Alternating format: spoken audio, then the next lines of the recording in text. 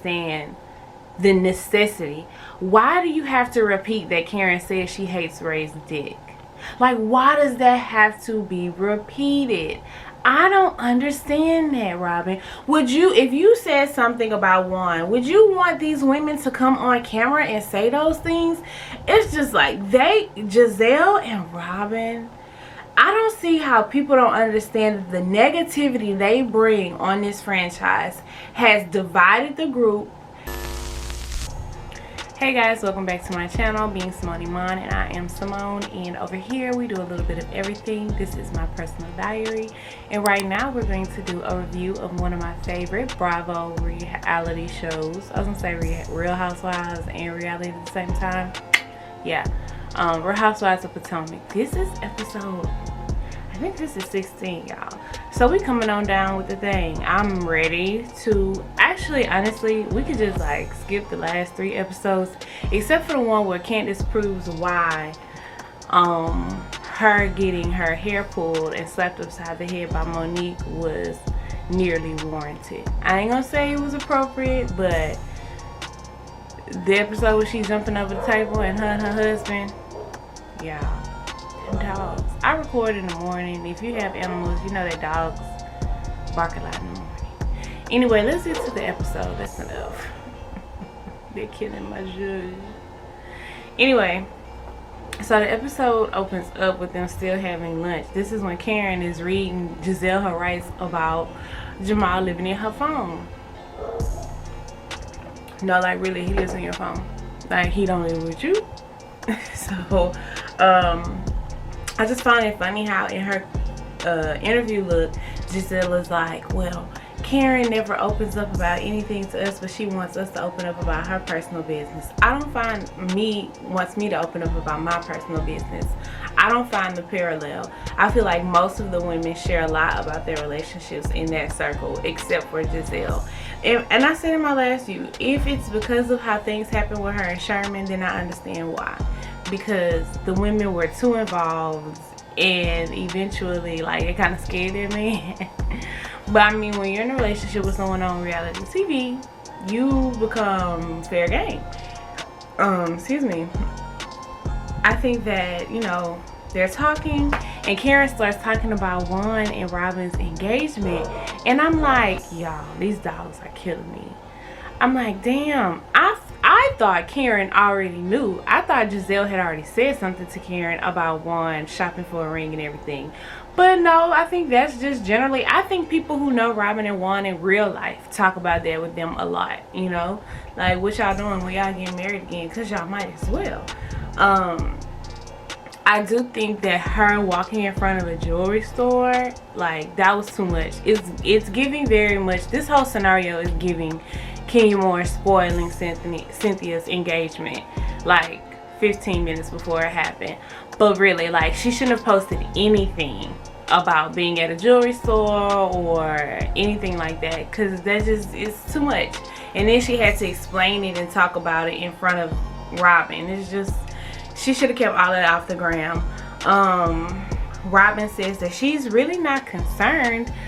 She's not gonna pressure him, and she wants to get married, but the ball is in his court, so he'll do it in his own time, which I feel her. I feel like she's kind of downplaying how much she wants to get remarried though in front of the women. Like, you done talk to your mom and your daddy about it, he done talk to your mom and your daddy. Like, y'all are obviously on the brink of getting remarried. I think she does what a lot of us women do though. We kind of just like give it to the man, you know. He has all of the control in the situation, and we don't necessarily demand what we want. We're not 100 and thorough about what we want. We kind of let them try to figure it out. No, you need to let them know, like, this is something that I would like to accomplish within the next year if we can make that happen. Like, and not saying they haven't had those conversations, and ultimately we know it's about to happen, but I'm just saying she does what a lot of women do. We kind of like downplay how we feel about certain things to make men comfortable and to support them. She's like, oh, he just started his season, I don't want to give him all that pressure. Girl, what pressure? Y'all live together, y'all been married before. The women conclude their lunch, they have more pancha, and can I just say, they're giving me travel envy. Like, I would love to be on an international trip somewhere right now, living my best life.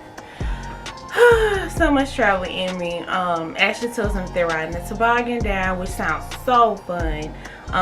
Wendy is definitely the boozy homegirl. Like, Wendy is like, more. I'm drinking more than you guys. You guys gotta catch up. Like, Wendy is hella boozy, but it makes her relatable, and the 4 degrees of not relatable. So yeah, bye. I'm glad she's like letting her guard down in that regard. And I love like that ending vibe between Ashley and Candiace before they walked off, and she's like, you used to be my drinking inspiration, and just that girls banter fun. I miss that with Ashley and Candiace. Honestly, of all the women on the cast, Ashley and Candiace have the most in common. They're near the same age. They're both in interracial relationships. They're both pageant queens. They're both on reality television. Like, they have similar personalities, okay? It just doesn't make sense why, or maybe they're so much alike and that's why they don't get along. I don't know, but when that scene was just like, it could all be so simple, but y'all rather make it hard. The toboggans looked really fun. When they got there, the man was like, just sit down and pray. But if they're holding on the whole time and they are trained and know what they're doing, like, there's so much liability in that, I would have felt safe, especially if I was on a couple punches, okay? Then they went to the market. These are the kind of touristy things that I love to do when I go out of town. Like, I want to go to the market. I want to go to the cutest restaurants. Like, I want to do stuff like that. And the market was everything. I had a little bit of like travel travel envy, but then also it just was like, wow, look how easy life was pre-COVID. Like, the woman was giving them fruit in their hands, and you know, it's like right now today I would have been like, I'm not eating that. Put your mask up, put your mask up. It's just like, wow, C-virus has really done a number on us, y'all. Gizelle then pulls Karen aside to talk about Juan and Robyn, and like I said, I don't feel like what Gizelle or Karen was saying meant anything to Robyn. Robyn probably talks to people about that 5 times a week. It's fine. What we can say is an altogether tragedy is this ponytail that Gizelle decided to go out of the country with. Gizelle's fashions were a miss on this trip. Her ponytail was so tragic. But then in the next scenes, she has like this natural hair pony, and it looks decent. Like, if she were to comb her hair, use some edge control, some kind of products to slick it down, put it in a high bun, tie it up with a scarf at night, like, she would look amazing. Lay down her baby hairs. Because to my honest to God interpretation of fashion and beauty is less is more. And you don't always have to have a 16-inch ponytail or a 22-inch lace wig to look good. Like, you don't have to. And I don't know, she just needs some tips. Like, what is Calby telling her? Not the right things, of course. The girls go back to the hotel and they're like getting ready. They're going to go get ready for dinner. And of course, Gizelle arrives first downstairs. Her clothes. You know, I used to have this issue too when I was trying to do too much. She is rushing. She's trying to do too much, and she should keep it much more simple. The outfit was a tragedy. It was all bunched up. It looked like it had arms on it or something, and maybe she didn't know how to tie it, like, you know, straps or something, or arms, or maybe she didn't want to tie it and she kind of like wrapped it around again. You'd have to catch like the shots of her from behind to understand what I'm talking about. In that green African print 2-piece, like, it didn't look good at all. Her ponytail was sliding back. Like, the pieces that she wrapped around the bobby pin portion, girl, you arrived first to go to dinner and you should have arrived last. You should have taken your time. Then Ashley comes and Gizelle tells Ashley that she got to keep her Wendy's room and they're gonna prank her. That's not really my style, like, so whatever. Like, I could take that or leave that. Like, pranking people is not my thing, but I know it's a thing for some people. When she tells her she has a secret or something like that, Ashley, she was like, it's not about Michael.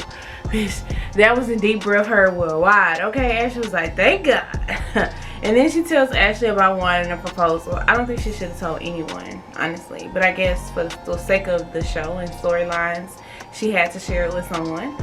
Karen shows up, killing the game. Look, I'm gonna talk about this lady with these hats.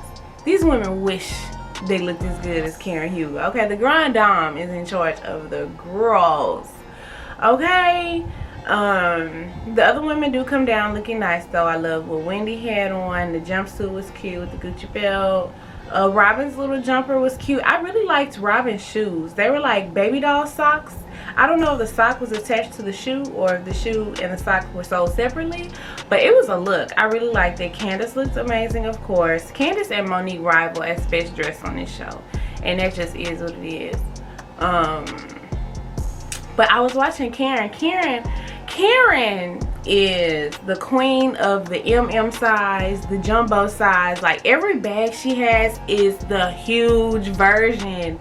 Like, that Chanel flap is jumbo, and it's so jumbo. And I think sometimes on her frame they look so jumbo. Like, if she would go down a level on her bag size, I think that would do a lot for her style. Anywho, for my luxury bag designer interested girls, while we're on looks, Candiace be beat down. Now, I know none of them brought no glam across the pond, okay? But Candiace does a really good job of doing her makeup on her own. And then also, you can see the equator. That's what I call it. Remember when boys just wear do-rags in the morning for school and they had a line across their forehead? Or if you tie your hair up at night, you could tell when she was laying her wig down. She had this dent across her forehead. But still, Candiace really looks nice. They get down to the dinner and stuff, and they're talking to Wendy and Ashley about the boys, the babies. Cam is a girl, but her other kids, and she says she only sleeps between 2 a.m. and 4 a.m. I remember those moments, but I never really had like sleep deprivation, which probably kept me away from postpartum because I'm a sleeper. If I can't sleep, baby, we got a problem. Okay. Candiace says that she's ready to have children, and her situation with Monique further proves to her that she will be a good mom, or that she could be a mom, which I really don't get the parallel or the correlation there. Like, I didn't see how one affected the other. Like, what does you getting in a fight have to do with you being ready to mother someone? I don't understand it, but hey, whatever. Now, here we go with Ashley and Candiace. So, honestly, the things that Candiace said on Twitter about Ashley were like damn near unforgivable. Like, she called her a bed wench, as if she's not married to a white man. Just a lot of nasty things. How she talked about Michael was really nasty. And the thing is, there was no one-to-one friction. It was just a matter of her prying too much. You know, talking about, do we want a baby or do we want a corona? Like, what are we doing? It was just a lot of like judgment. A lot of the women on Potomac do that though. They sit on this perch and they look down and they judge one another, but people overall in general is what I get the sense of. And so I never felt, even when she and Ashley had the meeting with Dean, when Ashley followed her out of the sip and see and they went sat down on the bench and talked, Ashley had never even really gotten over what Candiace said, because it was so difficult for Candiace to say, I was wrong, I'm sorry. I feel like if Candiace would have owned how nasty she was and the things that she said about Ashley, if Candiace would have owned up to it a little sooner, I think it would have been easier for Ashley. But then also, like the women get into, Ashley does not get a lot of sympathy because Ashley can be just as nasty. That's why I said they have so much in common. But honestly, I feel like, you know, Ashley, it wasn't in the front of her file cabinet, it was in the back of her file cabinet, but she did not shred the file, okay? She was still holding on to the things that Candiace said, and I get it, and you need to hear genuine apologies. And I feel like, you know, after they have the whole conversation, I do agree with Karen and the rest of the women. Like, Candiace handled that confrontation with Ashley so much better than she has in the past. Now, if she would have said that was, you know, implicated, or that was affected by her relationship, or what happened with Monique, I would have got that all together. Like, I would have totally been on her side with that parallel. Like, you don't blow up on people, provoke people, say nasty things to people, go tit for tat with people when y'all are having a simple disagreement. That I would have understood. I feel like her experience with Monique has definitely changed the way she argues with people for the moment. But overall, it was just a very productive and mature disagreement that in the end came to a mutual understanding. Yeah, that's all I can say about that. But I mean, obviously Ashley hadn't gotten over that shit, and I don't really pressure her to. Now, what Robyn and Gizelle were talking to her about, you know, how venomous she had been towards Robyn in the past, how mean she was in the past to them. Ashley needs to look in the mirror about those things, because she definitely was that girl. Until her family and her relationship was in the hot seat, you know, she was so willing to make that hot seat hotter for other people. But when it came to Michael and the things that he was doing in the public eye, or how he was making her and her family look on national television, she wanted a lot more sympathy. And that's the difference. But see, Monique gave her that. Robyn and them don't give her that. Robyn and Gizelle have the strongest alliance of any two housewives I've ever seen on any franchise. And I watched them all, except OC, and I never got into Miami. And I used to watch OC back in the day when Vicky was on there. Vicky and Tamara. But you know, they have a strong alliance, and they're not willing to turn on one another. They're going to support one another in their foolishness all the time. So it's really up to you to figure out how you're going to navigate a relationship between the two of them and with the two of them. And Ashley, I think, is the only one who has done that successfully, especially since she and Robyn have had so much friction in the past. The rest of the women can't really navigate that, especially not Karen. But I wouldn't if I was Karen, because they talk about Karen too bad behind her back. Karen then brings up her supporting Ray, and she tells them, you know, since they already knew, since Wendy had already told them, she told them what happened. She told them how they resolved it, their solution, what's going on between her and Ray, how they're gonna fix it. And respect it or check it. Like, this is what an institution of 21 years looks like. I hope you guys get there, but you got to be able to maneuver through these difficult things. And when I soldiered up for my family, I didn't want my money back, baby. I wanted to thank you. Okay, contrary to what y'all would like to make up in your minds for y'all's nasty narrative, I just wanted to thank you. She also proved the vulnerability that Gizelle said she lacked. Did y'all see the old white man in the background behind that table? He was turning around watching them the whole time. He was like, who are these ladies? I think Candiace and Ashley, I have another note that about Candiace and Ashley. They hurt each other's feelings too much. I don't ever see them reconcile or be good friends, because they go for the jugular when they fuss with each other, because that's how both of them operate. Ashley talks about, you know, the karma train, but sis, like, your karma train came to you last year when Michael was acting a fool, and the only person that she really can rely on and say they were there for her is Monique. And we'll get into that when we talk about writing this statement, because as she should, as she should. Spiders at the hotel, yeah. It was cute, it was funny, I guess. You had to be there. But next, the next day, and all the women are having like their morning ritual montage, and you see Ashley doing yoga, and the women reading and having breakfast and coffee and all of that. And then Gizelle calls Robyn, and they meet up by the pool. And then Robyn shows the pics of those ugly AliExpress hats. And they basically age shame Karen. And I don't like age shaming, period, because aging is a blessing. Like, how could you shame anybody for being older? Also, Karen looks amazing for her age. Also, Gizelle, you're 50. Karen is 56, 57. Y'all are in the same generation. Like, y'all are basically the same age. So chill out. Like, I don't like that. Age shaming is whack to me. I don't like it. Robyn shows the pics, and she's like, look at everybody, how amazing they look. I highly doubt those were the only good pics of Karen, because Karen is a beautiful woman. I do not believe that. And this is the thing with them, especially Gizelle and Robyn. They feed negativity so much for a storyline that is sickening. All Robyn had to do was tell her photographer, send me all the pictures you have of Karen, and can we get a Photoshop retouch if she felt like there were some things that needed to be changed.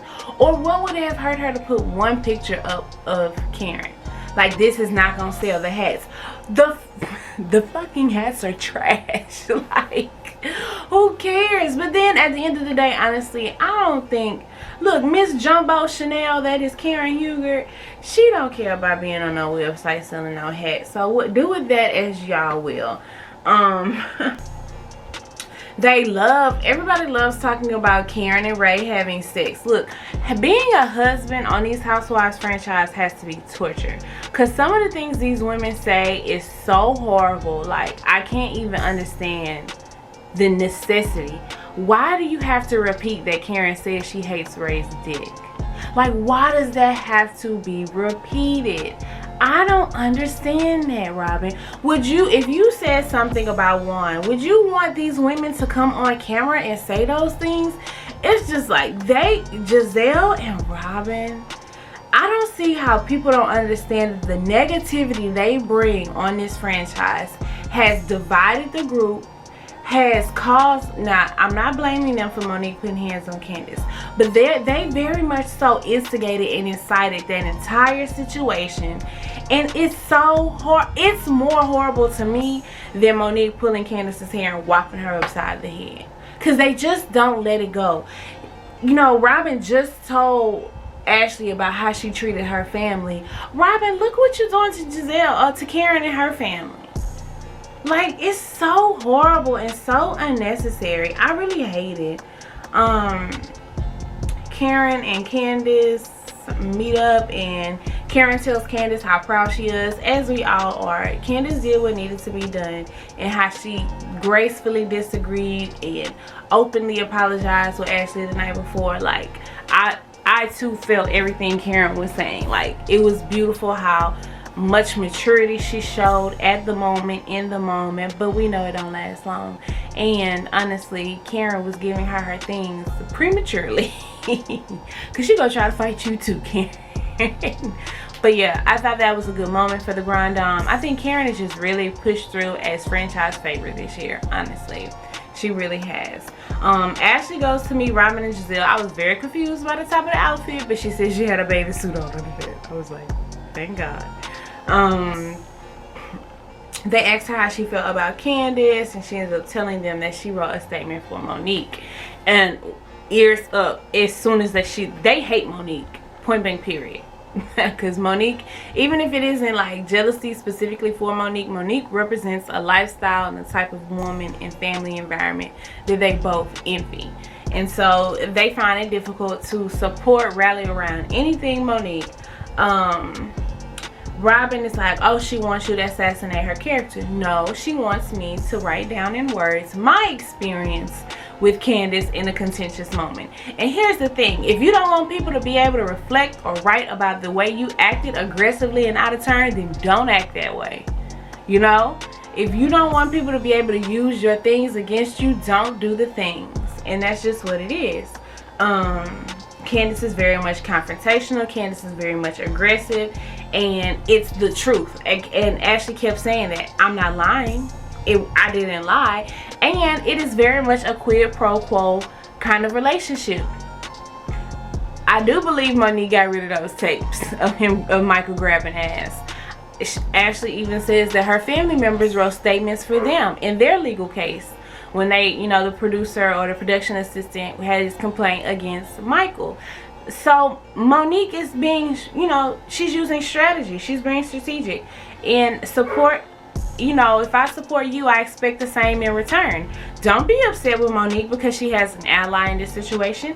And the honest to God's truth is, if Candiace would have asked Robyn or Monique to write a statement against if Candiace would have asked Robyn or Gizelle to write a statement against Monique, what you think they would have did?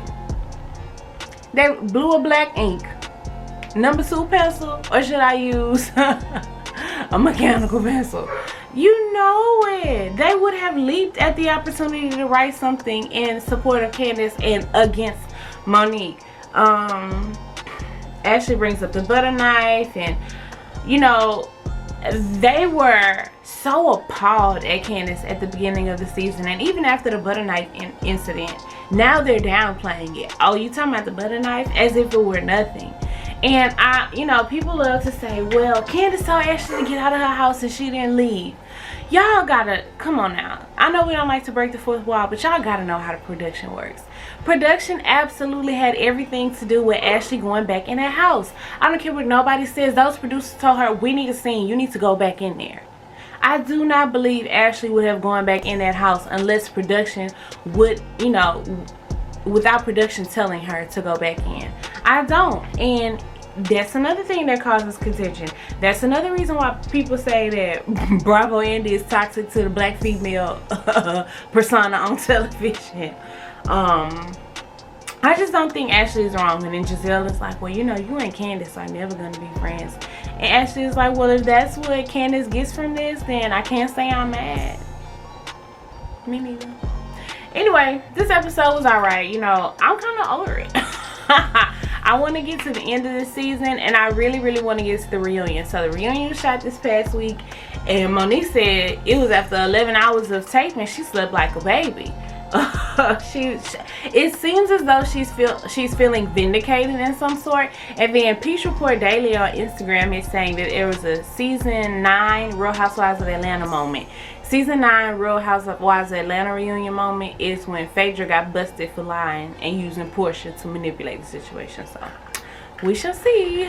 If you made it to the end, guys, please be sure to like, share, subscribe. Please comment. I love talking to you guys about what's going on episode to episode. I'm honestly looking for something else to review. I think I might do a video on the Crown, because I love the Crown. Or a suggestions video, because it's the holidays. It's gonna be a lot of Netflix, and there's some really good stuff on Netflix right now. So anyway, guys, y'all, I'm all over the place. Look, I couldn't even put no makeup on this morning, and I can barely talk. I'll see you guys in my next video. Bye.